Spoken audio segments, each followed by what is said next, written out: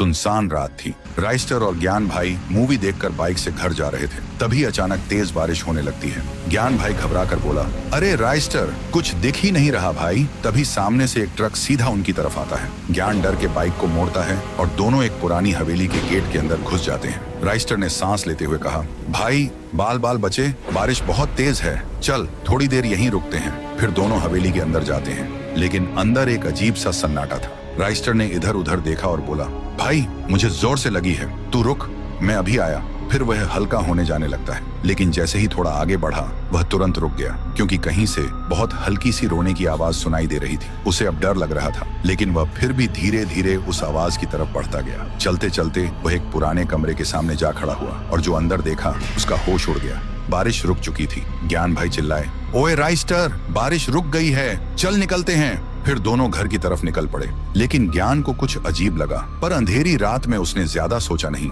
अगली सुबह गांव में मेला लगा था, सब मस्ती में थे। तभी वहां हाथ में एक तलवार लेकर राइस्टर आया और सीधा लोगों पर टूट पड़ा। एक एक को तलवार से काट रहा था। गांव में भगदड़ मच गई, हर तरफ लोग मरे पड़े थे। उधर ज्ञान भाई न्यूज देख रहा था। राइस्टर ने गांव पर हमला कर दिया। देखते ही वह चौंक गया और तुरंत बाइक लेकर तबाही वाली जगह पहुंचा। वहां का मंजर देखकर उसकी रूह कांप गई। राइस्टर लोगों को कैद करके रखा था और लोग चीख रहे थे।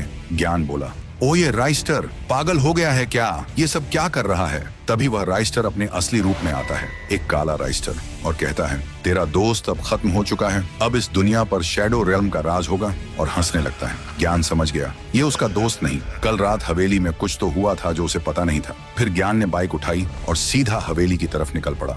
हवेली पहुंचते ही वह सीधा उसी कमरे में गया। वहां उसने देखा आईने के अंदर असली राइस्टर तड़प रहा था। ज्ञान बोला, भाई तू यहाँ कैसे फंस गया? राइस्टर रोते हुए बोला, कल रात जब मैं हल्का होने जा रहा था, कहीं से मुझे किसी के रोने की आवाज आई। मैं उस आवाज के पीछे चलता गया और तभी एक कमरे में देखा आईने के अंदर एक इंसान कैद था, जो मेरे जैसा ही दिख रहा था, मगर पूरा काला। वह मुझे बोल रहा था, मुझे बचाओ, मैं बाहर नहीं आ पा रहा, मैं पहले ही डरा हुआ था, ऊपर से मुझे जोर से भी लगी थी। हड़बड़ी में मैंने आईने की तरफ हाथ बढ़ाया और उसी पल अंदर वाला काला राइस्टर बाहर आ गया और मैं आईने के अंदर चला गया। फिर काला राइस्टर मेरा रूप लेकर तेरे पास गया था और अब मेरा शरीर काला पड़ने लग रहा है। ज्ञान भाई बोला, फिक्र मत कर भाई, मैं हूं ना। फिर ज्ञान भाई ने वहां पड़ी लोहे की रॉड उठाई और पूरी ताकत से आईने पर वार किया।